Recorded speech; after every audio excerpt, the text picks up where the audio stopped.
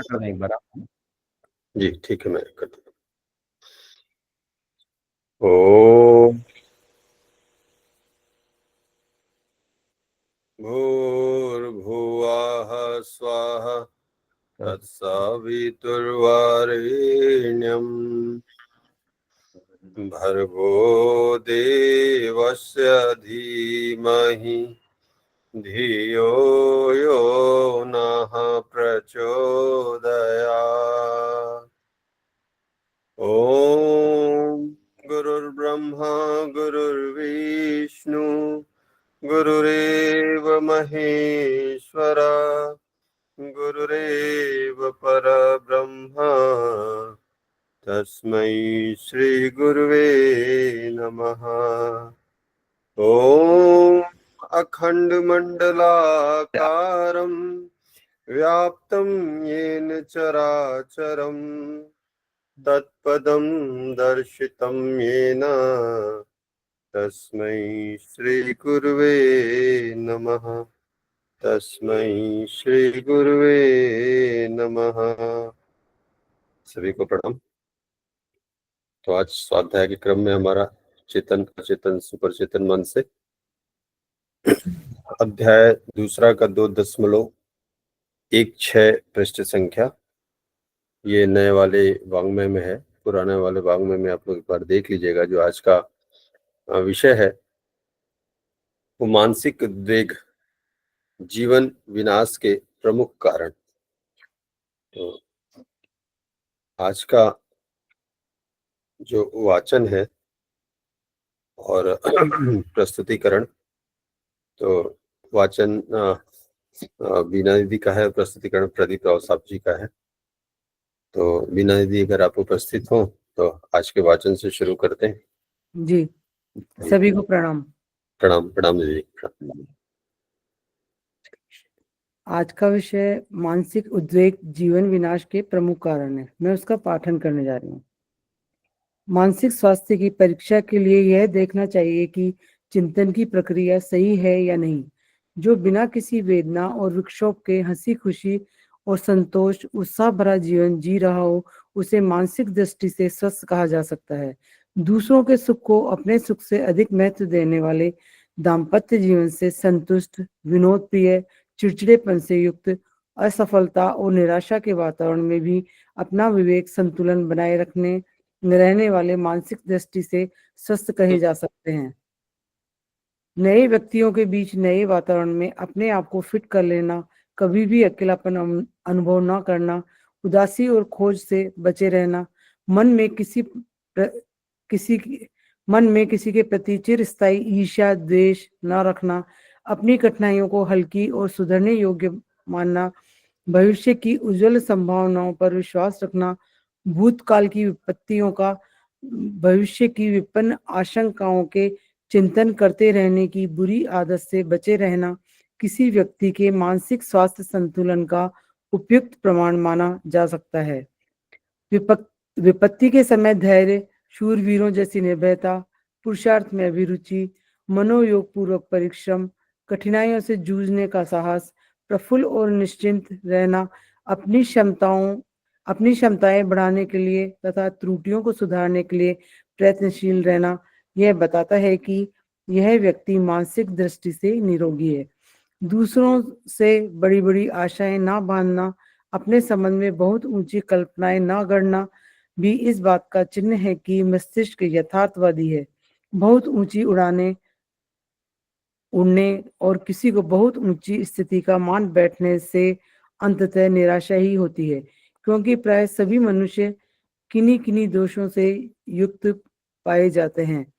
मन पर छाए रहने वाले उद्वेग, असंतोष एवं आक्रोश मस्तिष्कीय कणिकाओं को इतना उत्तेजित कर देते हैं कि उनका प्रभाव समस्त शरीर पर अशांति एवं बेचैनी के रूप में दिखाई पड़ता है। घर का कलह, पैसे की तंगी, व्यावसायिक हानि, मुकदमा, शत्रुता, बीमारी, शोक वियोग, क्रोध, भय, ईर्ष्या, द्वेष आदि अनेक कारण ऐसे हो सकते हैं जिनके कारण मस्तिष्क पर असाधारण दबाव पड़े। कहना न होगा कि समस्त शरीर मस्तिष्क के ही नियंत्रण में चलता है। मस्तिष्क उत्तेजित होगा तो उस उत्तेजना का प्रभाव नस नाड़ियों, मांसपेशियों, कोशिकाओं पर प्रत्येक अंग अवयव पर दिखाई पड़ेगा।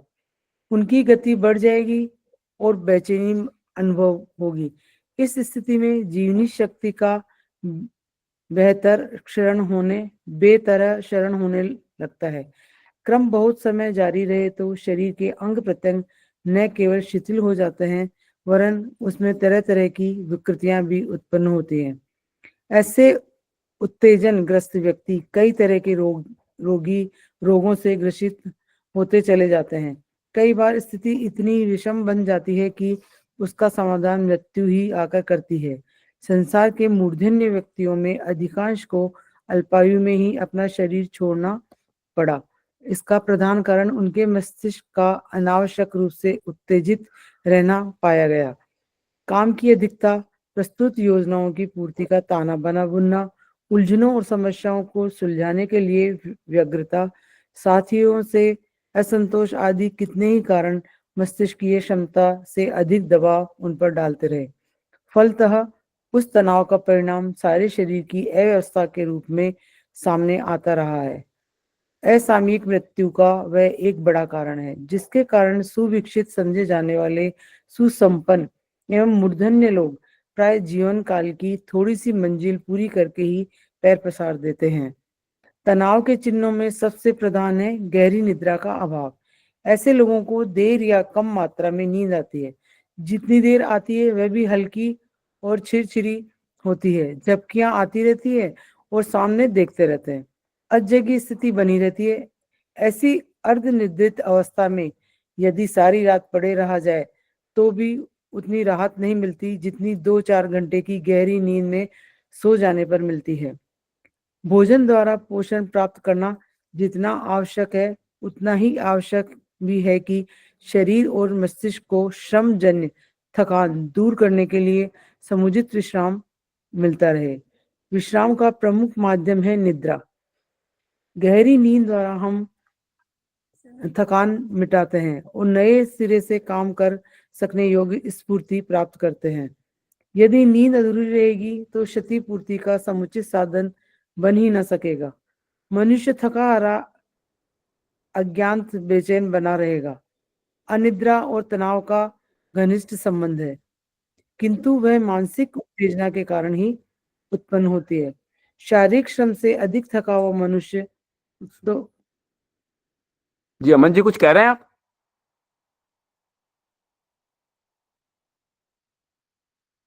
जी। शारीरिक श्रम से अधिक थका हुआ मनुष्य तो आसानी से गहरी नींद में सो जाता है पर मानसिक उत्तेजनाएं निद्रा आने में भारी बाधा उत्पन्न करती है।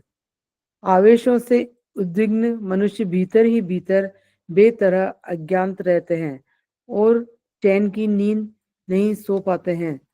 कहना न होगा कि थकान उतारने के लिए और ताजगी प्राप्त करने के लिए निद्रा की अनिवार्यता आवश्यक है। नींद न आने से मानसिक एवं शारीरिक शक्तियों के खर्च की पूर्ति नहीं हो सकती है। दूसरे दिन फिर काम करना पड़ता है।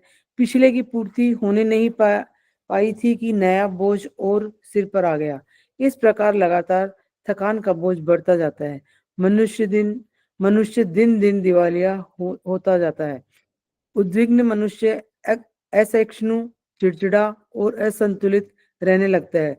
उसे तनिक सी प्रतिकूलता पहाड़ जैसी भारी लगती है और घबराकर ऐसे कार्य करने पर उतारू हो जाता है जिसकी वस्तुतः कुछ भी आवश्यकता नहीं थी। इंग्लैंड बहुत छोटा देश है पर उसमें हर वर्ष प्राय 40,000 मनुष्य आत्महत्या का प्रयास करते हैं जिसमें से 35,000 असफल रहते हैं और 5,000 तो जान गंवा ही बैठते हैं।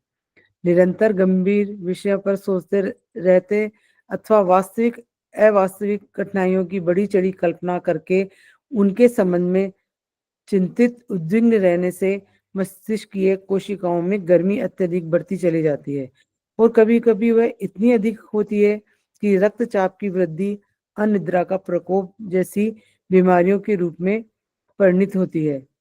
हृदय रोगों का प्रधान कारण ऐसी ही उद्विग्न मनस्थिति है। कभी कभी तो इसी तनाव के कारण मस्तिष्कीय रक्त नलिकाएं तक फट जाती है और मनुष्य मृत्यु के मुख में चला जाता है। संसार के कितने ही मूर्धन्य राजनेता इसी प्रकार के रोगों से ग्रसित होकर मृत्यु के मुख में अचानक ही चले गए। डॉक्टर हेंस सेल्वे के अनुसार मानसिक तनाव में शरीर का रासायनिक संतुलन बिगड़ता है। कई तरह से के उपयोगी हार्मोन उत्पन्न करने वाली मस्तिष्क की स्थिति पिट्यूटरी ग्लैंड में स्थित एंड्रिनल ग्रंथियां अपरिपक्व और विकृत स्तर के हार्मोन फेंकने लगती है। फलतः शरीर का सारा ढांचा ही चरमराने लगता है। संसार के प्रगतिशील देशों में पुरुषों की अपेक्षा महिलाएं अधिक दीर्घजीवी होती है।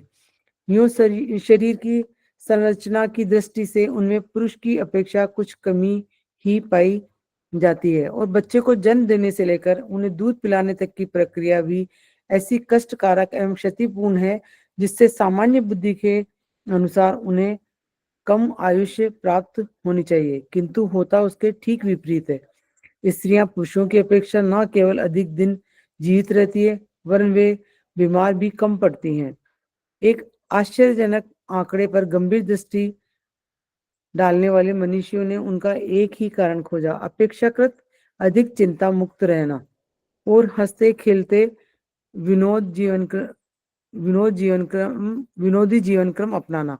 मर्द जहां तरह तरह की चिंताओं समस्याओं से उलझा हुआ खींचता रहता है, वहां नारी शरीर और घर को अधिक सुंदर बनाने, बच्चों के साथ हंसने खेलने और विनोदी गतिविधियों में अधिक संलग्न रहती है।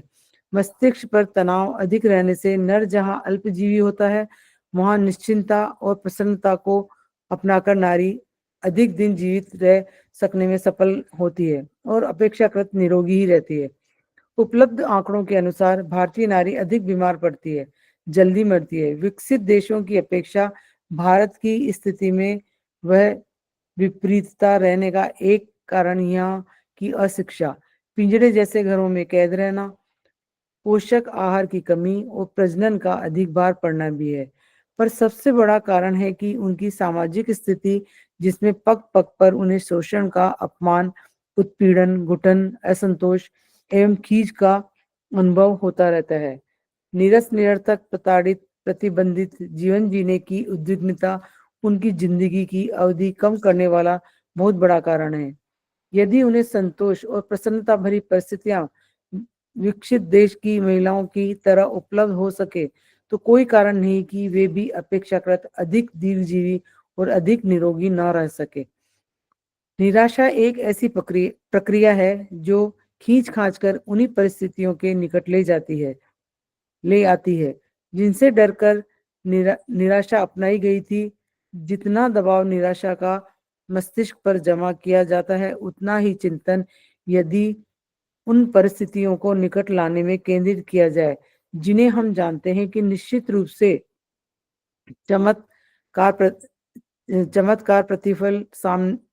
चमत्कारिक प्रतिफल सामने आएगा। अभिष्ट परिस्थितियां जो निराशा के क्षणों में बहुत कठिन दिख पड़ती हैं, वे सरल और साध्य बनती चली जाएंगी। निराशाजन्य विपत्तियों और आशा के साथ संबद्ध उपलब्धियों पर यदि तुलनात्मक विचार किया जाए तो प्रतीत होता है कि गर्त में गिरने और ऊंचा उठने के लिए प्रयास करने की तरह वे अंततः व्यक्ति को कितनी भिन्न परिस्थितियों तक ले पहुंचती हैं। एक व्यक्ति उतने ही समय पूर्व को चले और दूसरा उतने ही समय पश्चिम की ओर चलता रहे तो उनके चलने की अपेक्षा दोनों की दूरी दूनी हो जाएगी। एक दिन में पूर्व को चलने वाला 10 मील चला, दूसरे ने पश्चिम को 10 मील प्रयाण किया। सायंकाल को वे एक दूसरे से 20 मील दूर होंगे। ठीक इसी प्रकार निराशाग्रस्त और आशावादी मनुष्यों के बीच विपत्ति संपत्ति का आश्चर्यजनक अंतर पड़ जाता है। एक उतने ही समय गिरने का प्रयत्न कर दूसरे ने समय और शक्ति उठने में लगाई तो कुछ ही समय बाद यह पता चल गया कि उन दोनों की स्थिति में कितनी भारी तुलनात्मक अंतर उपस्थित हो गया। मनोविज्ञानी सीजी युंग ने अपनी पुस्तक में Modern Man in Search of Soul में रोगग्रस्तों की चर्चा करते हुए लिखा है, उनमें से अधिकांश ऐसे होते हैं जिनने अपने उज्जवल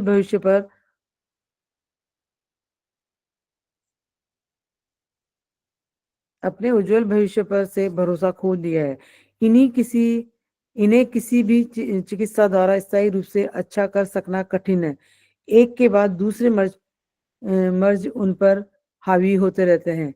रोग मुक्त केवल उन्हीं को किया जा सकता है जिन्होंने अपने खोए विश्वास को पुनः वापस लौटाने में सफलता प्राप्त कर ली। शारीरिक और मानसिक थकान का, परिश्रम की अधिकता का, पौष्टिक भोजन का अभाव उतना बड़ा कारण नहीं होता जितना कि मानसिक असंतुलन। मनशास्त्र विशेषज्ञ इस निष्कर्ष पर पहुंचे हैं कि उतावली, आवेश, हड़बड़ाहट, चिंता एवं भावुकता से उतार चढ़ाव मनुष्य का अत्यधिक थका देते हैं।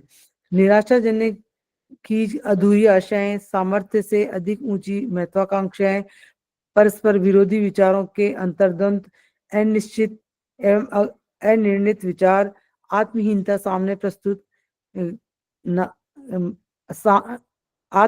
सामने प्रस्तुत काम, अरुचि, असफलता की आशंका, अविश्वास और भयग्रस्तता जैसे कारणों में उलझा हुआ मस्तिष्क इतना अधिक थक जाता है जितना कि पूरे दिन कठोर परिश्रम करने में भी नहीं थका जाता। ऐसे उलझे हुए मनुष्य कुछ काम ना होने पर भी सदा थके थके, खिन्न और खिजे हुए दिखाई पड़ते हैं। शिकागो विश्वविद्यालय के परीक्षणों में बताया है कि अप्रिय मनुष्यों से मिलने, अप्रिय काम करने, अप्रिय परिस्थितियों में रहने से मनुष्य सबसे अधिक थकान अनुभव करता है। प्रियजनों के संपर्क में, अनुकूल परिस्थितियों में और अनुकूल कार्यों में संलग्न रहकर मनुष्य जितना काम कर सकता है, प्रतिकूलताओं के बीच रहकर वह अपेक्षाकृत चौगुनी थकान अनुभव करता रहता है। थकान और तनाव भरा जीवन भार है। यह एक ऐसा भार है जिसे हम स्वयं ही अपनी मानसिक दुर्बलता एवं अस्त व्यस्तता के आधार पर बनाते हैं और अपने ऊपर लाते हैं। जीवन का, संसार का और अपनी सीमा का यदि सही संतुलन रखा जा सके तो न केवल तनाव रहित जीवन, हल्का फुल्का जीवन जिया जा सकता है, वरन इतना प्रसन्न, संतुष्ट रहा जा सकता है जिसकी शीतल सुरभि लाभ अन्य समीपवर्ती संबंधित लोग भी उठा सकें। अंग्रेज लेखक बेकन वृद्धावस्था में बहुत निर्धन हो गए थे। इसका एक कारण उनका चिंतन में अधिक उलझा रहना और कमाई पर कम ध्यान देना था। एक दिन उनकी पत्नी ने कहा, बुढ़ापे में निर्धन होना कितना कष्टकर है, क्या आपको यह स्थिति अखरती नहीं? बेकन ने शांत से कहा, धन कमाना आसान है, जुट मड़ेंगे तो कमा ही लेंगे, पर मैं रखता हूं जीवन जीना कितना कठिन है। मैं उसी कला को सीखना आरंभ कर रहा हूं। उसके अनुसंधान और प्रयोग मात्र में जब इतना रस मिलता है तो सोचता हूं कि अधिक उपलब्धि में न जाने कितना आनंद होगा। प्रिय, धन उतना आनंददायक नहीं जितनी जीवन का सही मूल्यांकन और उपयोग कर सकने वाले दृष्टिकोण का विकास। एल्बर्ट स्विट्जर एक दिन बड़े तड़के घुटने टेक कर भाव भरी प्रार्थना कर रहे थे, ए मेरी दुनिया के स्वामी, आपने जीवन को जानने की जिज्ञासा के साथ मुझे जोड़ ही दिया, तो अब जीवन को क्षीण मत होने देना। जीवन रस का प्याला इतना मधुर है कि मुझसे छोड़ा न जा सकेगा। यह हट गया तो फिर मेरे लिए जीते रहना असह्य हो जाएगा। तनाव और थकान भरा जीवन जिए अथवा सरस संतोष को अपनाकर पुष्प की तरह खिलते रहें। यह चुनाव करना अपने दृष्टिकोण पर निर्भर है, परिस्थितियों पर आधारित नहीं, जैसा कि आमतौर से समझा जाता है। सभी को प्रणाम।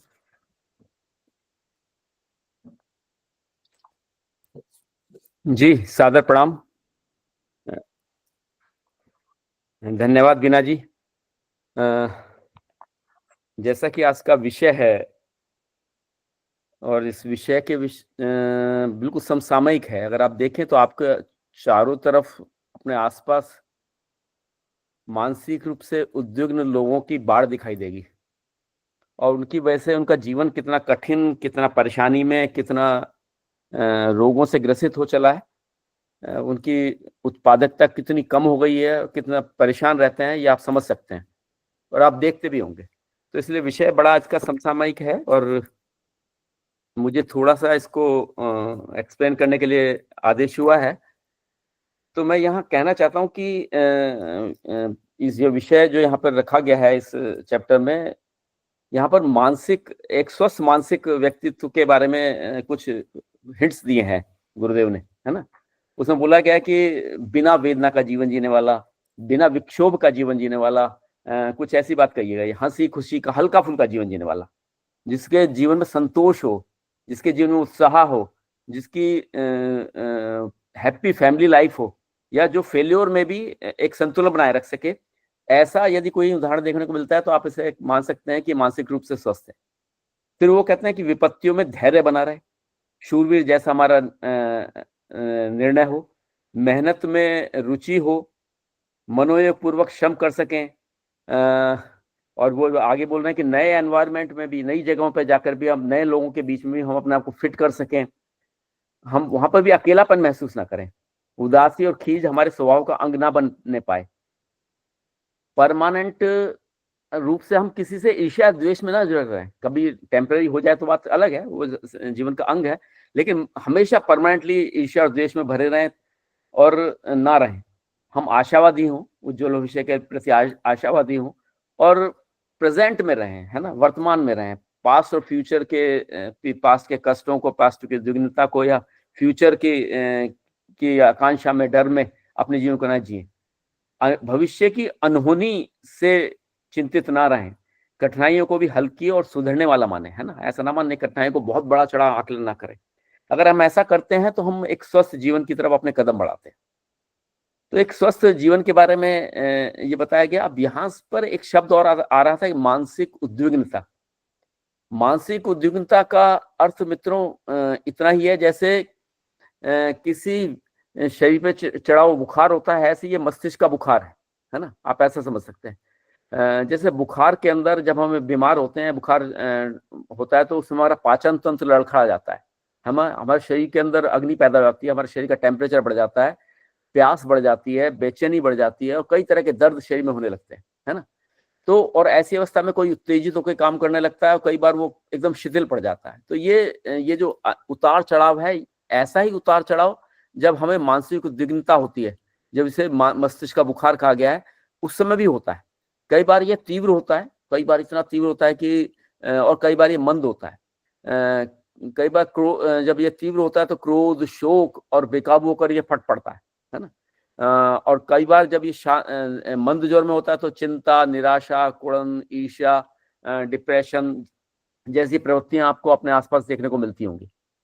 अब इसके पीछे कारण जो बता रहे हैं गुरुदेव, उसमें जो मोटे-मोटे कारण मुझे समझ में आ रहा है पढ़ने के बाद, कि एक तो यह है कि अपनी इच्छाओं को, अपनी तृष्णाओं को, अपनी आकांक्षाओं को इतना बढ़ा लेना कि उनका वर्तमान परिस्थितियों से कोई तालमेल ना रहे, है ना। हमारी जो वर्तमान कैपेसिटी है, जो हमारी परिस्थितियां हैं और जो आसपास का एनवायरनमेंट है, उससे कोई तालमेल ना हो, हम ऐसी परिस्थिति बना लें। मान लीजिए कोई हुसैन बोल्ट को देख करके ये सोचे, कोई कमजोर सा व्यक्ति और हुसैन बोल्ट को सके कि मैं भी ओलंपिक के अंदर 100 मीटर के अंदर चैंपियन बनूंगा, तो लाख श्रम कर ले तब भी नहीं बन पाएगा, है ना। उसके लिए उसको एक प्रॉपर ट्रेनिंग लेनी पड़ेगी, एक लब्धाभ्यास करना पड़ेगा मनोयोग पूर्वक, और तब जाके वो उसको कहीं वांछित परिणाम मिल सकते हैं। लेकिन कल्पना कर लेना कि नहीं मुझे प्राप्त करना है और मैं ले लूंगा, और ना मिल पाए तो फिर वो असंतोष करना है। तो ये जो असंतोष पैदा होता है, ये बड़ा एक क्षोभ के रूप में, अतृप्ति का क्षोभ जो होता है, ये एक मानसिक विकृति का बहुत बड़ा कारण है, मानसिक विक्षोभ का बहुत बड़ा कारण है, और इससे मानसिक संतुलन बिगड़ता है। उन्नति के लिए प्रयत्न करना अलग बात है, मैं यहाँ मना नहीं कर रहा हूँ कि उन्नति के लिए प्रयत्न ना करें, हम परिश्रम ना करें, लेकिन महत्वाकांक्षाओं का पहाड़ खड़ा कर देना, और इतने बड़ा पहाड़ खड़ा कर देना कि उसमें हर घड़ी असंतोष महसूस होता रहे, है ना, ये बिल्कुल अलग बात है, प्रगति से बिल्कुल अलग बात है। तो हमें एक संतुलन बैठाना सीखना पड़ेगा यदि हम एक स्वस्थ जीवन जीना चाहते हैं, स्वस्थ मानसिक जीवन जीना चाहते हैं। कितने ही व्यक्ति उपलब्धियों के लिए प्रयास तो कम करते हैं, लेकिन कपोल कल्पनाओं में डूबे रहते हैं, रंग बिरंगे सपने देखते रहते हैं, शेख चिल्ली की तरह लंबी चौड़ी बातें करते रहते हैं, और उन्हें फलीभूत बनाने के लिए योग्यता और साधन और परिस्थितियों का तालमेल नहीं बैठाते। फिर समझें एक बात को, अपनी योग्यता, हमारी कैपेसिटी क्या है, हमारी क्षमता क्या है, और हमारे पास साधन क्या उपलब्ध है, और हमारी जो वर्तमान परिस्थितियां वो कैसी हैं, इनके बीच में तालमेल नहीं बैठाते हैं, और जिसकी वजह से उनको भारी मानसिक विक्षोभ, मानसिक वेदना का सामना करना पड़ता है, अतृप्ति का सामना करना पड़ता है। अगर हम ये तीनों साधन, तीनों संतुलन नहीं बैठा पाए, है ना, तो फिर हमारी जो महत्वाकांक्षाएं हैं, हमारी जो वासनाएं हैं, हमारी जो तृष्णा है, हमारी जो ऐषणा है, ये मानसिक विक्षोभ को ही जन्म दे सकती हैं, इसके अलावा कुछ नहीं हो सकता। तो ये हमें समझने की बड़ी आवश्यकता है कि हम कैसे संतुलन बैठाएं। यदि हम स्वस्थ, सुखी, सुंदर, आनंदपूर्वक जीवन जीना चाहते हैं, तो हमें अपने साधन, अपनी परिस्थितियों और अपनी योग्यता के बीच में तालमेल बैठाने की आवश्यकता है। तो इस प्रकार की उड़ाने उड़ते रहने वाले अंततः निराशजन्य और मानसिक रोगों के जाल जंजाल में फंस जाते हैं। मेरा तो ऐसा ही मानना है। मैं यहाँ पर एक चीज और चर्चा करना चाहता हूँ आपसे कि हमें समझना होगा कि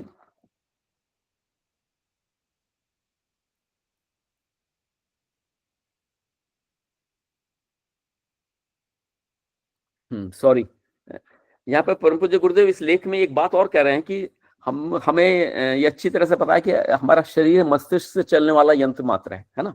यदि मस्तिष्क में किसी प्रकार का तनाव पैदा होता है, मस्तिष्क में यदि किसी तरह का दबाव महसूस होता है, वहां पे कोई कलह है या पैसे की तंगी के कारण या किसी बिजनेस लॉस के कारण या सेपरेशन के कारण, कोई कोर्ट कचहरी के कारण, ये सब कुछ गुजरना पड़ रहा है, किसी दुश्मनी के कारण जो मानसिक वेदना पैदा होती है, जो मानसिक कष्ट पैदा होता है, उसका प्रभाव शरीर पर देखने को मिलता है।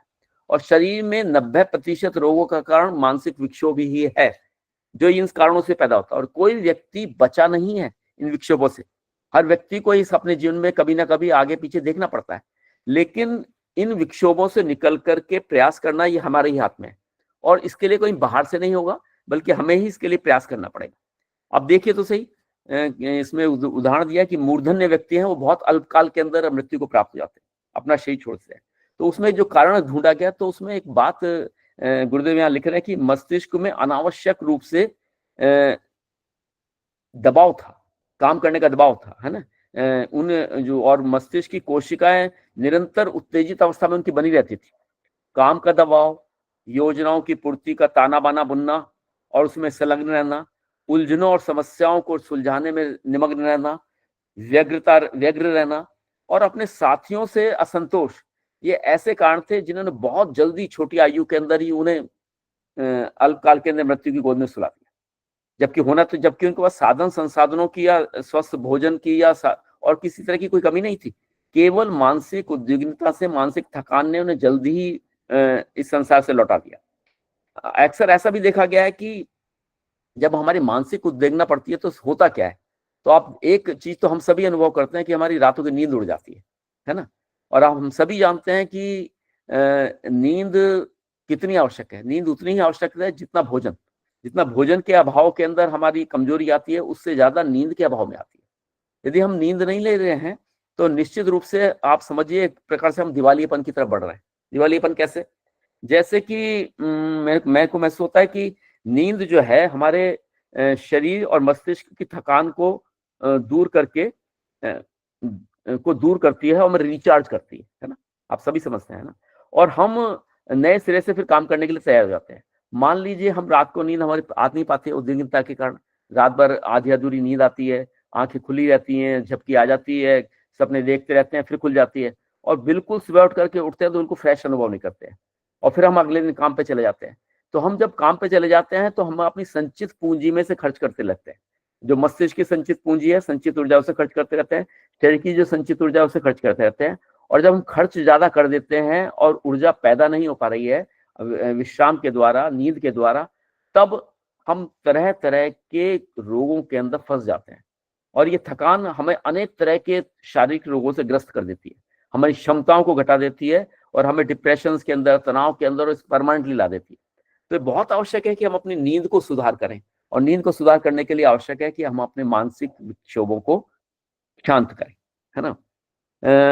यहाँ पर एक साइंटिस्ट का जिक्र आया है, उन्होंने कहा कि जब हम विक्षोभ की अवस्था में होते हैं तो जब हम उद्विग्न होते हैं तो हम असहिष्णु हो जाते हैं, हम, है ना, कोऑर्डिनेशन का जो हमारा सहकारिता का जो गुण है वो बिल्कुल खत्म हो जाता है, हमारा चिड़चिड़ा स्वभाव जागृत हो जाता है, हम एक असंतुलित जीवन जीने लगते हैं।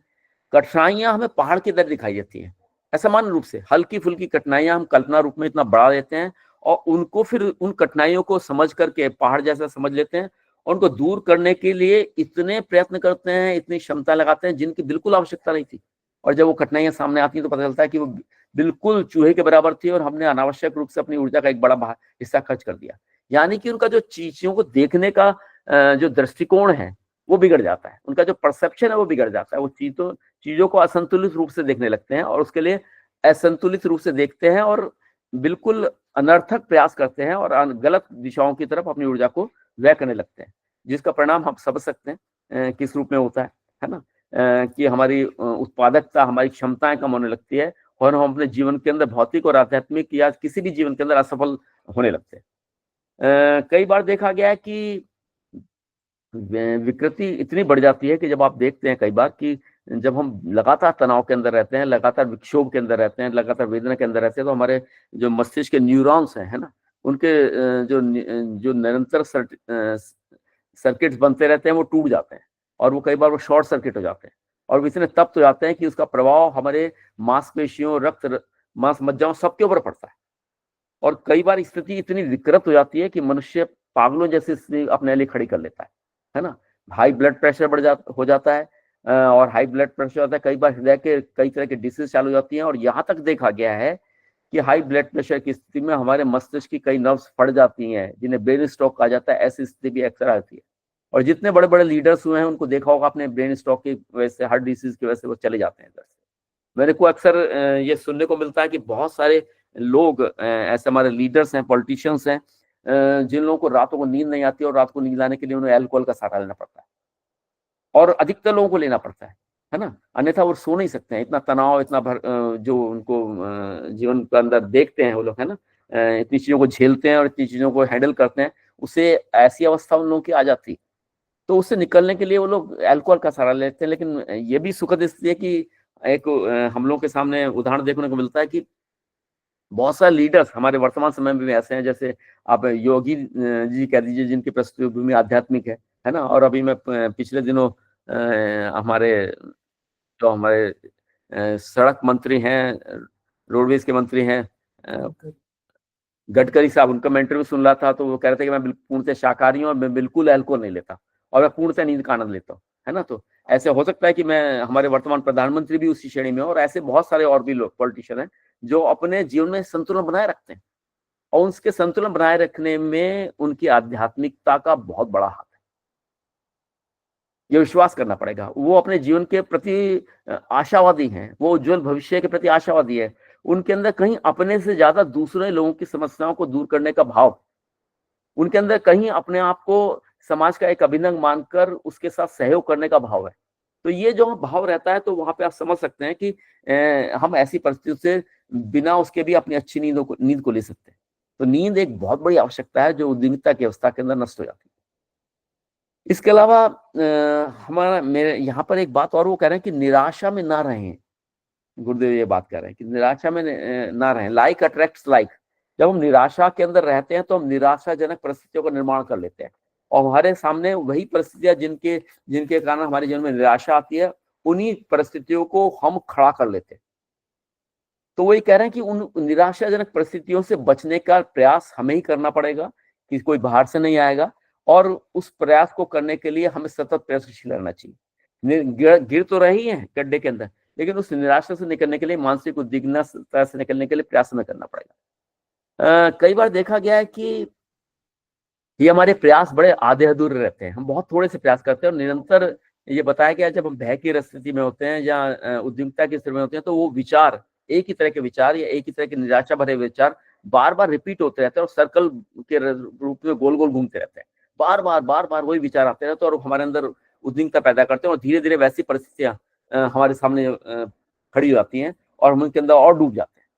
तो वो कह रहे हैं कि ये कब होता है?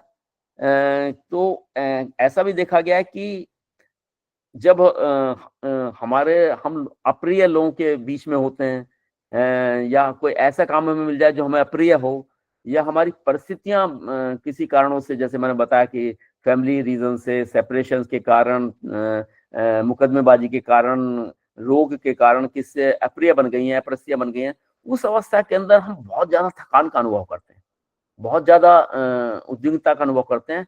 तो उन अवस्थाओं से बचने के लिए क्या करें? यहाँ पर मुझे ऐसा लगता है कि कुछ सॉल्यूशन भी दिए गए हैं ना, उससे सॉल्यूशन पे भी हम लोग जाएंगे। लेकिन उससे अलावा यहाँ पे एक वैज्ञानिक आए थे, उन्होंने बोला कि इससे सबसे बड़ा बात यह है कि ये काम कैसे होता है। उससे हमारा हार्मोनल जो है वो डिस्टर्बेंस होता है और उसके कारण हमारा एक तरह का रोगों का कारण प्रारंभ हो जाता है। आप समझने का प्रयास कीजिए। मान लीजिए आप आंख बंद करके बैठे हैं और आंख जैसे ही खोलते हैं तो आपके सामने एक आपका प्रिय मित्र सामने दिखाई देता है आपको, है ना, जिससे आप बहुत प्यार करते हैं, बहुत स्नेह रखते हैं, है ना। तो आपके दिमाग में प्यार की एक तस्वीर डेवलप होती है और आपका मन प्रेम की इस तस्वीर को बनाते ही आपके अंदर ऐसे केमिकल्स को, ऐसे हार्मोन्स को सेक्रेशन करता है जो आपके अंदर खुशी पैदा करते हैं, है ना। आपका मस्तिष्क, आपका जो पिट्यूटरी ग्लैंड से आपके अंदर ऑक्सीटोसिन छोड़ता है ना, जो एक रसायन है जो आपके अंदर प्रेम के स्रोत से, आत्मीयता के स्रोत से आपको जोड़ने में मदद करता है, जिसका आप अनुभव कर रहे हैं, है ना। वो आपको अंदर वैसोप्रेसिन नामक एक केमिकल्स को छोड़ता है जो ग्रोथ हार्मोन है ना। और देखिए कि जब ये हार्मोन्स छोड़े जाते हैं तब क्या होता है, तब आपका जो ओजस है, आपका जो बाहर का जो ओजस है, आपकी जो सुंदरता है, आपका जो तेज है ना, वो बढ़ जाता है। आपके अंदर एक चुंबकीय शक्ति का जागरण हो जाता है और आपको देख करके लोग प्रभावित होते हैं और आप कहते हैं कि कुछ बात है, आप ग्लो कर रहे हैं। तो ये कहां से हुआ? केवल एक प्रेम का भाव पैदा होते ही, अब मस्तिष्क के अंदर प्रेम का भाव पैदा होते ही आपके अंदर से ऑक्सीटोसिन छूटा, वैसोप्रेसिन छूटा, है ना, हार्मोन ग्रोथ वाले वो सारे केमिकल्स आपके निकलने लगते हैं और आपके पूरा बॉडी का केमिकल बढ़ जाता, चेंज हो जाता है। और आपके अंदर वो जो हार्मोन ग्रोथ जिन्हें बोल रहे हैं वो वास्तव में आपके बॉडी का डेवलपमेंट होता है, आपका पाचन संस्थान बढ़िया हो जाता है, आपकी स्किन ग्लो करने लगती है और आप अपने आप को हल्का फुल्का आनंद का अनुभव करते हैं। और यही चीज सारे समाज के अंदर दूसरे लोगों को प्रभावित करती है। अब एक दूसरा चित्र मैं आपके सामने खींचने का प्रयास करता हूँ, है ना, कि मान लीजिए आप एक जंगल में जा रहे हैं, है ना, और जंगल में जा रहे हैं तो आप के सामने एक शेर आ गया। क्या होगा? आपका जो इंटरनल सिस्टम है, आपका बॉडी का जो सिस्टम है, वो सिंपैथेटिक सिस्टम में टर्न हो जाएगा और वो सक्रिय हो जाएगा आपका, है ना। और आप एकदम से फाइट और फ्लाइट मोड में आ जाते हैं। और जब भी देखा गया, जब भी आप खतरे में होते हैं, डर में होते हैं, तनाव में होते हैं, तो आप एकदम फाइट और फ्लाइट मोड में आते हैं। इस मोड का उद्देश्य परमात्मा की बड़ी कृपा है हमारे शरीर को बनाने में, है ना। इस मोड का उद्देश्य है शरीर को लड़ने की और भागने की क्षमता प्रदान करना, है ना। तो क्या होता है, इससे शरीर के कुछ अंगों पर स्पेशल रूप से ब्लड की सप्लाई चालू हो जाती है, आपका ब्लड प्रेशर बढ़ जाता है और विशेष रूप से आपका हार्ट में ज्यादा ब्लड की सप्लाई होती है और मांसपेशियों, जिससे मांसपेशियों को अधिक खून और ऑक्सीजन पहुंचे। आपके फेफड़े तेज गति से सांस लेने लगते हैं, बड़ी तेजी से काम करने लगते हैं और ताकि शरीर को अधिक ऑक्सीजन मिले।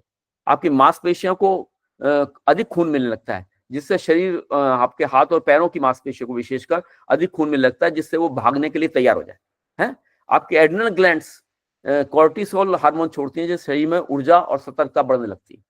आपकी आंखों की पुतलियां फैल जाती हैं, जिससे आपके शरीर अंदर की रोशनी अधिक अंदर आती है और आप चीजों को बेहतर तरीके से, अच्छी गौर से देखने लग जाएं। आपका जो ब्रेन का एमिगडाला है, हाइपोथैलेमस है, वो ज्यादा सक्रिय हो जाता है और तुरंत निर्णय लेने की क्षमता बढ़ जाती है। कब होता है? जब आप फाइट और फ्लाइट मोड में होते हैं। लेकिन दूसरी तरफ इन तो को क्यों मिलता है? इनको मिलता है जिससे कि आप तेजी से भाग सकें या लड़ने के लिए आपके हाथों में शक्ति आ जाए, है ना।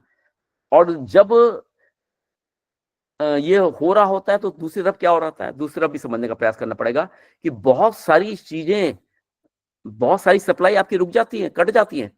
आपके डाइजेस्टिव सिस्टम को सप्लाई ठप, पेट और आंतें का काम बिल्कुल धीरे हो जाता है। आपकी किडनी और लीवर को सप्लाई ठप, आपकी रिप्रोडक्टिव सिस्टम को सप्लाई ठप, आपकी इम्यून सिस्टम को सप्लाई ठप, आपके सेलिवा प्रोडक्शन को सप्लाई ठप, और ऐसे बहुत सारे हमारे एक्टिव सिस्टम है जिनको सप्लाई बंद कर दी जाती है, और सारे का सारी ऊर्जा को लेकर के, सारे ब्लड को लेकर के आपके हाथों, पैरों में और मस्तिष्क में, हृदय में सप्लाई कर दिया जाता है। मित्रों, जब आप ये तनाव हट जाता है, जब आप उस सुरक्षित अवस्था में पहुंच जाते हैं, किसी पेड़ पे चढ़ जाते हैं या कहीं आप ऐसी अवस्था में पहुंच जाते हैं आप जहाँ अपने आप को सुरक्षित अनुभव करते हैं, तो आपका शरीर नॉर्मल हो जाता है, आपका जो सिस्टम नॉर्मल हो जाता है, और सप्लाई नॉर्मल हो जाती है, और वहां जहाँ विशेष सप्लाई थी वहां से हट करके आपके लीवर को, आपकी किडनी को, आपके डाइजेस्टिव सिस्टम को सप्लाई चालू हो जाती है। लेकिन आप कल्पना कीजिए कि वो जो शेर वाली भय था वो हमेशा बना रहे, और ये बना रहता है। आजकल कोई दिन नहीं जाता है, लोगों को अपनी नौकरी का भय है, लोगों को कई तरह के खतरों का भय है, लोगों को अनेक तरह के बीमारियों का भय है, और वो निरंतर तनाव के अंदर रहते हैं, निरंतर भय की अवस्था के अंदर रहते हैं। और ऐसी अवस्था के अंदर जब हम रहते हैं तो आप सोचिए क्या होगा। यानी कि आपके जो मैंने शरीर के अंग वो बताए, सिस्टम बताए, वहां पे आपकी सप्लाई रुक जाएगी, वहां पे सप्लाई नहीं जाएगी। तब क्या होगा? तब डॉक्टर्स कहते हैं, साइंटिस्ट कहते हैं कि आपका क्रॉनिक स्ट्रेस और एंजाइटी हमेशा के लिए स्थिर हो जाती है, बढ़ जाती है ना। उसका सीधे आपके स्वास्थ्य पर प्रभाव पड़ता है। आपका बीपी हाई हो जाता है, दिल घबराता है, दिल पर दबाव अधिक पड़ता है, हार्ट डिसीज बढ़ जाती है, आपका डाइजेस्टिव सिस्टम बिल्कुल बिगड़ जाता है, गैस, कब्ज, अल्सर जैसी समस्याएं पैदा हो जाती है। आपकी वीक इम्यूनिटी के कारण आप बार बार बीमार पड़ने लगते हैं, खांसी, जुकाम, ऐसी बीमारी बार बार आप पे अटैक करती हैं। आपका हार्मोनल इनबैलेंस बिगड़ने से थायराइड, प्रजनन हार्मोन्स, मेटाबॉलिज्म प्रभावित हो जाते हैं, और वजन बढ़ने लगता है, पीरियड्स डिस्टर्ब हो जाता है, बांझपन की समस्या बढ़ जाती है, इम्पोर्टेंसी की समस्या बढ़ जाती है ना। आपकी स्लीपिंग प्रॉब्लम तो मैंने बता ही दिया, जो आपकी बताया था कि सबसे पहले जब आपका मानसिक उद्विग्नता पड़ती है तो उसमें स्लीपिंग डिसऑर्डर भी होता है, इंसोमेनिया की समस्या आ जाती है, केवल इसी कारण से, इस हार्मोनल डिस्टर्बेंस के कारण, है ना। नींद टूटने की समस्या पैदा होती है, आपकी मेमोरी और कंसंट्रेशन के इश्यूज बढ़ जाते हैं।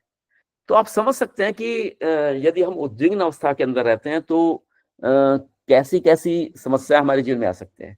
अब ये गुरुदेव लास्ट में ये भी लिख रहे हैं कि चॉइस हमारी है, ये जितनी समस्याएं ये परिस्थिति जन्य नहीं है, ये हमारी क्रिएट की हुई हैं। हम चीजों को कैसे देखते हैं, हमारा परसेप्शन कैसा है, ये हमारे द्वारा बनाया गया है, और ट्रेनिंग के द्वारा, प्रैक्टिस के द्वारा हम इन्हें ठीक कर सकते हैं। तो क्या करें? तो यहाँ पर कुछ इसी लेख के अंदर से मैंने जो समझा है उसमें से कुछ बातें मेरे को समझ में आ रही है कि अपने प्रियजनों के बीच में रहें, अपने मित्रों की संख्या को बढ़ाएं, जहाँ काम करते हैं ऐसी जगह पे काम करना पसंद करें, जाएं जहाँ पे आपके प्रियजन हो, और नहीं है आपके प्रियजन तो जो आपके साथ आपकी टीम के लोग हैं उन्हें अपना प्रिय बना लीजिए। आपकी परिस्थितियां अनुकूल नहीं है तो मन के अंदर अपनी परिस्थितियों को चेंज करिए, उन परिस्थितियों को अनुकूल बनाने का प्रयास कीजिए। जो काम आपको रुचिकर नहीं लगता उसे रुचिकर बनाने का प्रयास कीजिए। ये मनुष्य के ही हाथ में है। स्वामी विवेकानंद तो कहते हैं कि कोई गधा ही है जो अपने पसंदीदा काम को कर सकता है, ये गधा भी कर सकता है, लेकिन ये मनुष्य ही है जो काम उसे पसंद नहीं है उसे अपनी पसंद का बना के कर सकता है। ये मनुष्य को विशेषता मिली है, तो इस विशेषता का उपयोग करिए, भविष्य के लिए आशावादी बनिए, है ना। अपने आप को प्रोत्साहन दीजिए, अपने आप को, अपनी पीठ थपथपाइए जब भी आप अच्छा काम करें, है ना। सॉल्यूशन पे काम कीजिए। आप डिप्रेशन के ऊपर आप विपरीत परिस्थितियों के जो आपके सामने आ रही हैं, आने वाली हैं, उनको बढ़ा चढ़ा के पेश मत कीजिए, उनके बारे में चिंतन मत करते रहिए, उनके सॉल्यूशन पे काम कीजिए। मेरे को एक उदाहरण आपने मेरे सामने लाइव एग्जांपल था, मुझे एक हमारे मित्र थे, वो एक शुगर फैक्ट्री में काम कर रहे थे। वो बॉयलर से, स्टीम से कुछ ऊर्जा का उपयोग करके उन्हें जो वेस्ट जाती थी ऊर्जा बॉयलर की, उस ऊर्जा का उपयोग करके उन्हें कुछ एक सिस्टम बनाना था जो शुगर इंडस्ट्री में काम करने वाला था। उस काम का वो एक्सपर्ट बोला जाता था। उसकी कंपनी ने यहाँ मुजफ्फरनगर के पास कोई शुगर फैक्ट्री थी, उसमें वो काम करने गया था।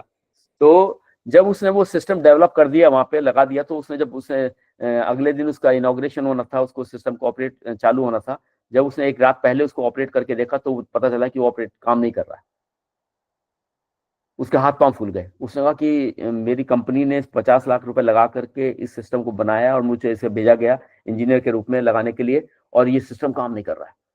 उसके हाथ पांव फूल गए और उसको बेचैनी इतनी बढ़ गई कि वो अपने घर में जाकर के लेट गया और घर कमरे में लेट गया और उसके बार-बार ये होगा मेरा क्या होगा? मेरी नौकरी का क्या होगा? मेरे उसका क्या होगा? मेरे बच्चे जो इतने बड़े स्कूल में पढ़ते हैं उसका क्या होगा? मेरी जो फ्लैट मैंने ले रखा है उसकी किसका क्या होगा?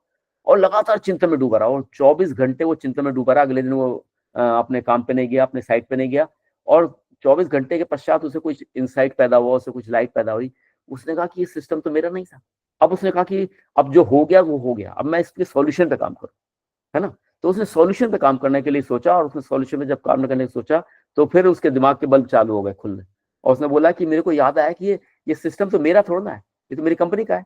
सिस्टम काम नहीं कर रहा तो उस कंपनी के डिज़ाइन की कमी है, मेरी कंपनी के डिज़ाइन की कमी है, तो फिर मैं क्या करूँ? तो उसने कहा कि मुझे ढूँढना चाहिए। क्या ढूँढना चाहिए? कि ये सिस्टम क्यों नहीं काम कर रहा? और अगले दिन गया तो फिर वो 1 दिन बाद छोड़ करके वो जब वहाँ अपनी साइट पे पहुँचा तो उसने वहाँ के जो ओनर्स थे उन्होंने कहा कि अभी 2 दिन और लगेंगे, अभी काम को स्टार्ट होने में ना ट्रायल में थोड़ी-सी प्रॉब्लम आ रही है और उसने फिर सिस्टम की स्टडी करी कि प्रॉब्लम कहाँ है। जब उसने सिस्टम की स्टडी करी तो डिज़ाइन की प्रॉब्लम थी, जो उसकी प्रॉब्लम नहीं थी। वो तो उसको तो कमीशन करना था, उसको तो इंस्टॉल करना था। तब उसने उसकी कमी को ढूँढा और उसका सॉल्यूशन ढूँढा और सॉल्यूशन ढूँढ करके उसने अपनी कंपनी को उसी समय ईमेल किया, फैक्स किया कि ये प्रॉब्लम्स हैं, इनको दूर करने के लिए इतने रुपए की आवश्यकता है और मुझे इतनी वर्कफ़ोर्स की आवश्यकता है। कंपनी ने इमीडिएटली भेजा, वो सॉल्यूशन ढूँढा और वो सॉल्यूशन हो गया। जो चीज़ विपरीत परिस्थिति के कारण उसको उसकी नौकरी पे जाने की बात हो रही थी, वहीं पे उसको प्रमोशन मिला और उसे बड़ा जंप मिल गया। आप समझ सकते हैं कि हम विपरीत परिस्थितियों के अंदर भी निराशा के अंदर काम ना करें, डिप्रेशन में की स्थिति के अंदर भी अनसॉल्व्ड कंडीशन के अंदर भी हम सॉल्यूशन के ऊपर काम करें। अगर हम सॉल्यूशन पे काम करते हैं तो निश्चित ही परिस्थितियाँ बदलेंगी और हम अच्छी स्थिति में होंगे और ये हमारे ही हाथ में है। तो उम, संतुलन बैठाना और सॉल्यूशन पे काम करने का दायित्व हमारा ही है।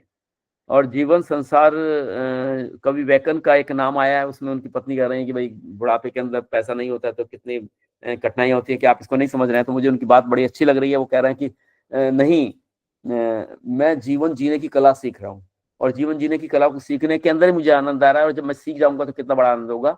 पैसा तो जब मैं चाहूँगा तब कमा लूँगा, लेकिन मैं जीवन जीने की कला सीख करके अपने शेष जीवन को आनंद के साथ बिताना चाहता हूँ और तुम्हारे साथ बिताना चाहता हूँ, है ना? तो ये बहुत बड़ी बात है। जीवन जीने की कला को सीखना होगा और जीवन जीने की कला सीखने के लिए परिस्थितियाँ बिल्कुल नहीं बदलेंगी। उन परिस्थितियों को देखने का हमें अपना नज़रिया बदलना पड़ेगा, अपना दृष्टिकोण बदलना पड़ेगा। मुझे इस लेख से यही संदेश मिल रहा है जो मैंने आपके सामने डिस्कस किया है। मेरी बात पूर्ण हुई और अब इस पे डिस्कस कर सकते हैं अपन लोग।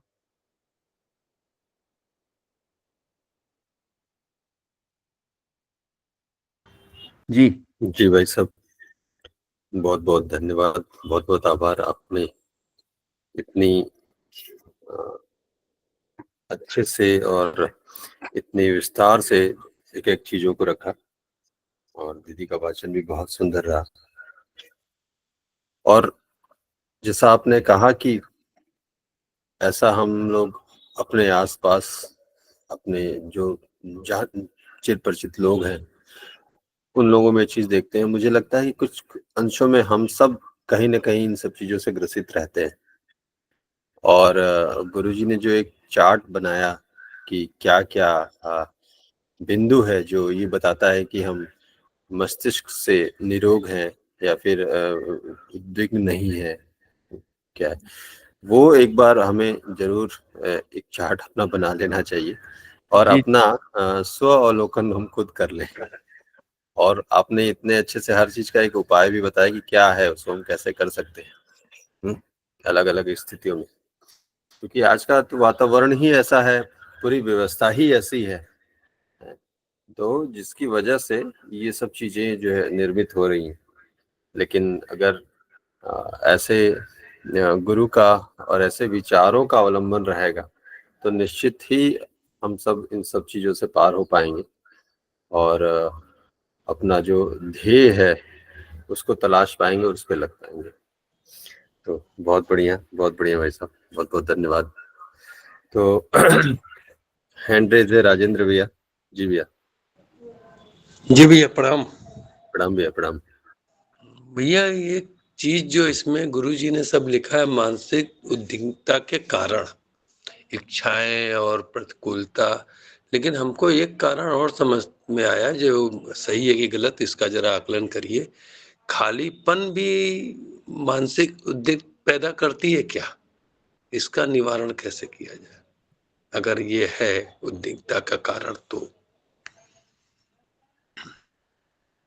जी भाई साहब, गुरुदेव ने तो उदाहरण में जो आपने बोला खालीपन या लोनलीनेस, अकेलापन, इस खालीपन को अकेलापन भी बोल सकते हैं, ये तो एक कारण दिया है उद्विग्नता का, है ना। और हम यदि हमारे पास जीवन में लक्ष्य नहीं है ना, तो फिर ये खालीपन हमारे लिए निश्चित रूप से भार बन जाएगा, है ना। और लोग खालीपन को झेल नहीं पाते हैं और बहुत सारे बड़ी कठिन परिस्थितियों में आ जाते हैं, है ना। डिप्रेशन में आ जाते हैं, तनाव में आ जाते हैं, उन्हें बात करने के लिए आदमी चाहिए, है ना। लेकिन यदि हमारे पास जीवन का उद्देश्य है तो फिर तो देखिए कितने सारे काम है। अरे हमारी आध्यात्मिक अभिरुचि है तो हमारे पढ़ने के लिए साहित्य है, ध्यान है, मेडिटेशन है। खालीपन हमारे लिए फिर वरदान बन जाएगा।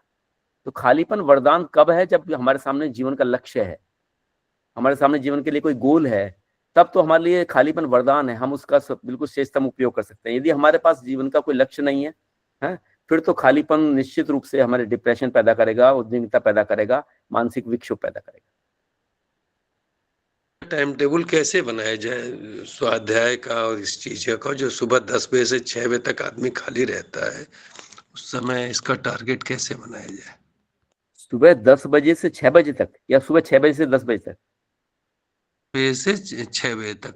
10 बजे तक का टाइम तो पूरा स्वाध्याय और सत्संग में चला जाता है। 6 बजे से 9 बजे तक का कार्यक्रम सारा सेट है, लेकिन सुबह 10 से 6 का जो वर्किंग टाइम था वो खालीपन को कैसे मैनेज किया जाए? सर तो उसमें तो कहीं ना कहीं तो कोई आदमी किसी काम में लगा है। रिटायर व्यक्ति है तो बात अलग है, उसकी जीवन शैली अलग हो जाती है। लेकिन अगर वर्किंग आदमी है तो वो अपने काम में लगा है, नौकरी में, पेशे में, बिजनेस में लगा है। वही खालीपन का ही मतलब था कि जैसे अब हमने सब चीजों से अपना निवृत्ति पा लिया है, बच्चे सब संभाल लिए हैं, तो वो टाइम का मैनेजमेंट नहीं हो पाता। उस खालीपन में कभी कभी मन उद्विग्न की तरफ भागता है कि कोई टारगेट नहीं मिल रहा है, क्या किया तो जाए। आपके सामने तो बिल्कुल अब खुला समय है, आप समयदान करें, स्वाध्याय करें, समयदान करें। समयदान अब इस समाज की और इस युग की सबसे बड़ी आवश्यकता है। परम पूज्य गुरुदेव के कार्यों को करने के लिए आपके आसपास कोई शाखा हो, प्रज्ञापीठ हो, शक्तिपीठ हो, वहां जाएं, वहां पे सहयोग करें। अगर अभी अभी आपके अंदर इतना आत्मबल है कि आप अकेले से कुछ खड़ा कर सकते हैं तो साहित्य घर घर जाएं, दरवाजे दरवाजे तक जाके गुरुदेव का साहित्य बांटे, कुछ भी करें, कोई भी योजना को चलाएं। 100 सूत्री योजना है अपनी। सर मैं तो लगता है कि रिटायरमेंट के बाद भी आदमी बहुत व्यस्त रह सकता है ना। अपने पारिवारिक कार्यों में से निवृत्त होकर बिल्कुल जीवन का सबसे वरदान वाला समय तो यही है, जिसे वानप्रस्थ बोला गया है ना। जी वैसे समय का श्रेष्ठतम उपयोग करने के लिए आप ही तो परम हमारे मिशन की पूंजी है ना। जो लोग रिटायर हो गए हैं और स्वस्थ है, मानसिक रूप से ठीक से सोच सकते हैं, आप जैसे लोग, आप ही लोग इस मिशन की पूंजी हैं सर। आप ही लोगों के द्वारा मिशन आगे बढ़ेगा।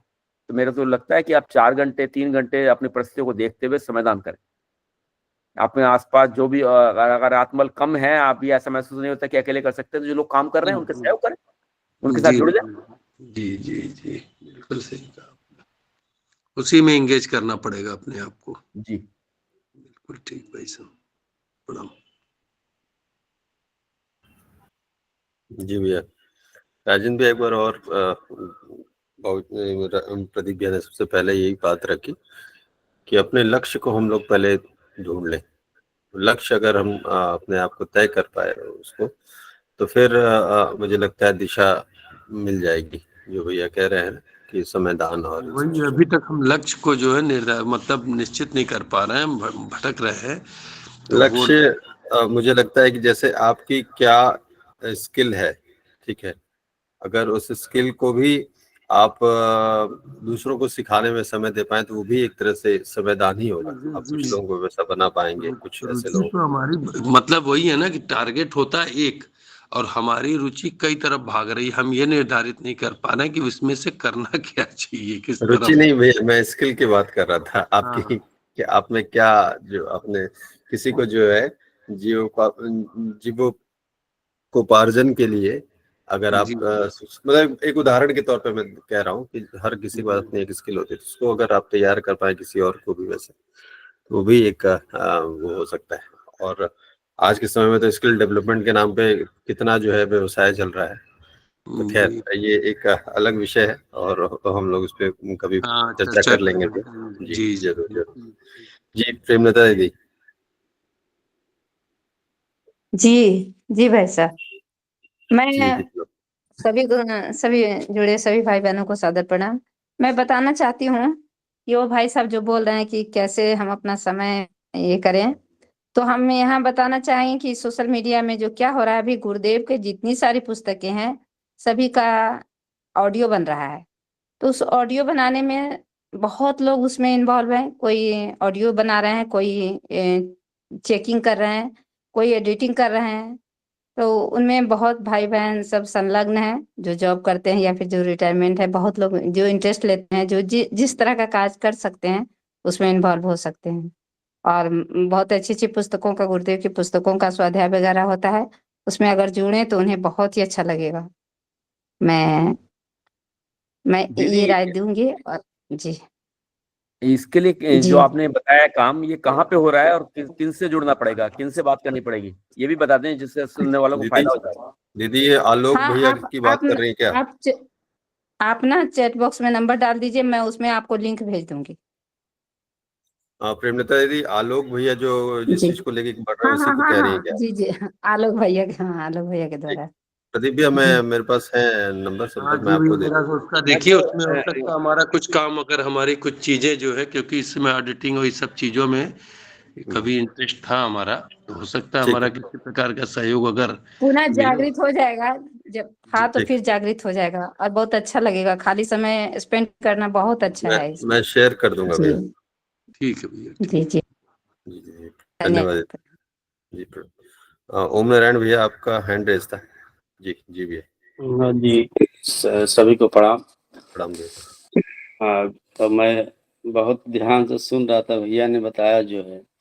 आज मैं दोपहर से मैं थोड़ा सा बहुत परेशान था, दुखी था। हालांकि साधना हमारी चलती रही आप लोगों के साथ। तो कुछ विद्यालय को लेकर के हमारे यहाँ कुछ बच्चों का कंप्लेन था। और बाकी आप तो जानते हैं कि कैसे स्टाफ से मैं से घिरा हूँ और जूझ रहा हूँ। व्यवस्था की बढ़िया व्यवस्था रहे, सभी लोग अपना समय से विद्यालय जाएं, पढ़ाएं। लेकिन उन लोगों का ये एक मिशन चलाते हैं लोग कि किसी तरह जो है व्यवस्था सुधरने ना पाए। यदि व्यवस्था सुधर जाती है तो उन लोगों को समय अनुसार जो है काम करना पड़ेगा, पढ़ाना पड़ेगा, छुट्टी कम मिलेगी। ऐसे जो है मनमर्जी चलेंगे लोग। अब इसी में जो मैं परेशान था, कुछ बच्चों का भी आया कमेंट कि आप जो है आपके नरम स्वभाव के कारण जो है इस तरह की व्यवस्था हो रही है, आप कड़ाई से पेश नहीं आते किसी के साथ। और हम लोग का यहाँ पे स्वाध्याय में भी यही चलता है कि प्रयास यही करना है, क्रोध से बचे हम लोग, क्रोध ना करें, उसको प्रेम से समझा बुझा करके उनको जो है मोटिवेट करके काम को जो है व्यवस्था सुधारा जाए। तो उसी प्रयास में लगा रहता हूँ जो है, बड़ा उसी में ले करके। अब मेरी 4 दिन की ट्रेनिंग थी, तो ट्रेनिंग में व्यस्त था। कुछ बच्चों का भी काम था, जैसे करेक्शन वगैरह करवाना सब बोर्ड परीक्षा वालों की। और इसमें जो है अधिकतम अध्यापक जो है विद्यालय गए ही नहीं। बच्चे जो है विद्यालय आए, विद्यालय से लौट गए। फिर गार्जियन का कमेंट ये था कि आपके जो है लग रहा है कि प्रिंसिपल ही ऐसे हैं जो है कड़ाई नहीं कर रहे हैं, लापरवाह हैं। बड़ा मैं सोच रहा था, मैं चिंतित था, दुखी था। तो अभी भैया ने कहा कि नहीं, विपरीत परिस्थितियों में भी घबराना नहीं, बल्कि सॉल्यूशन खोजना है। सॉल्यूशन पे काम करेंगे तो निश्चित रूप से सफलता मिलेगी। तो काम तो मैं प्रयास कर रहा हूँ, लेकिन यहाँ जो है हमको बड़ी क्या बताएं जो है, बड़ी अंदर से जो है लगता है गुरुदेव का जो काम है, क्योंकि अब गुरुदेव के अनुसारी मैं विद्यालय चलाना चाहता हूँ, ताकि किताबें वगैरह भी जो है हम ले जा करके अपना वो झोला वाला वो बनाए हैं अपने कार्यालय में, ताकि सारे शिक्षक भी उसको पढ़ें। बच्चों को तो रोज पढ़वाते हैं हम जो है, उनको भाई आर्डर बोलते हैं नहीं बेटा, ये किताब तुम लोग ले लो, ये ही पेज पढ़ो, आधी पेज पढ़ो, बल्कि लंच के बाद पढ़ के उसके बाद में फिर अपना क्लास करो। तो बच्चे पढ़ते हैं प्रतिदिन जो है गुरुदेव की किताबें। और स्टाफ जो है कुछ ऐसे हैं, जानते हैं कि नेता परेता वाले भी अधिकतम हमारे यहाँ हैं। जब दबाव बनाओ तो जो है मंत्री का फोन आता है। अभी ऐसी परिस्थिति में क्या करूं, मैं बड़ा डिस्टर्ब था।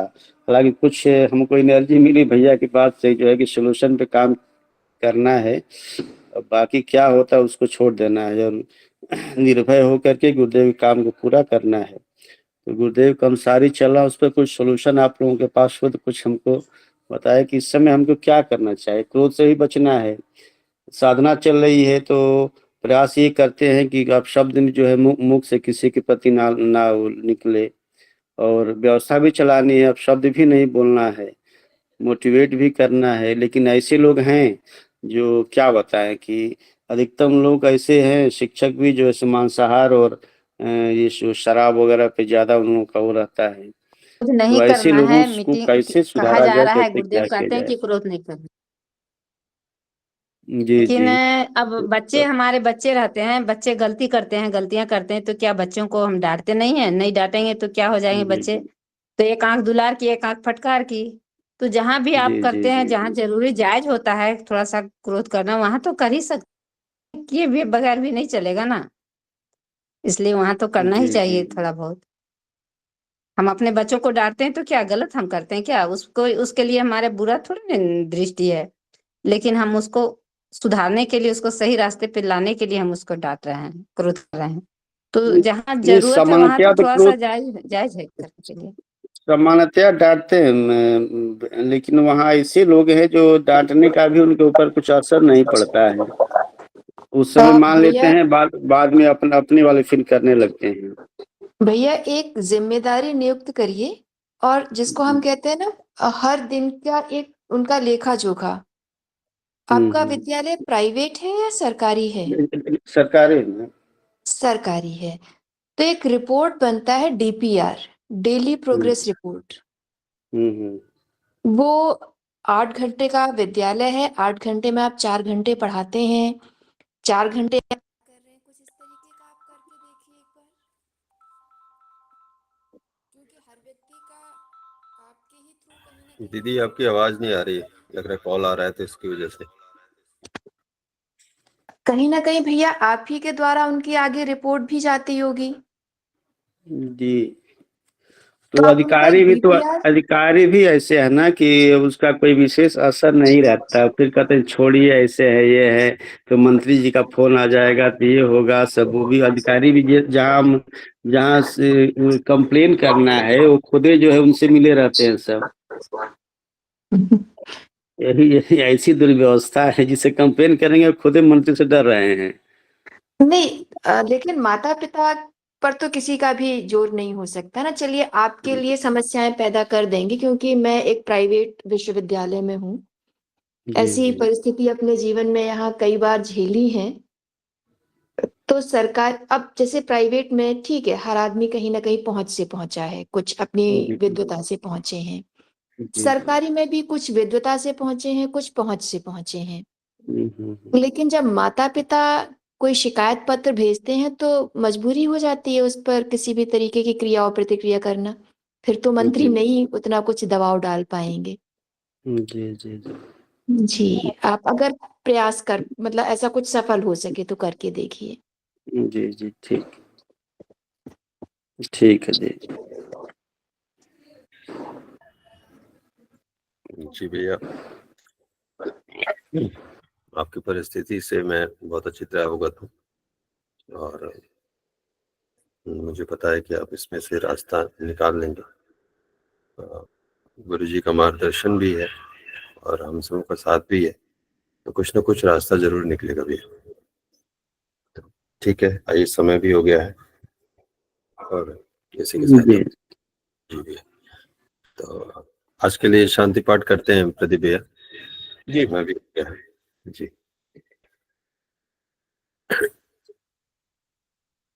गुरु जी गायत्री माता को, सभी ऋषि सत्ताओं को, सभी साधक बंधुओं को जुड़ने के लिए, अपना समय यहाँ देने के लिए सबको बहुत आभार।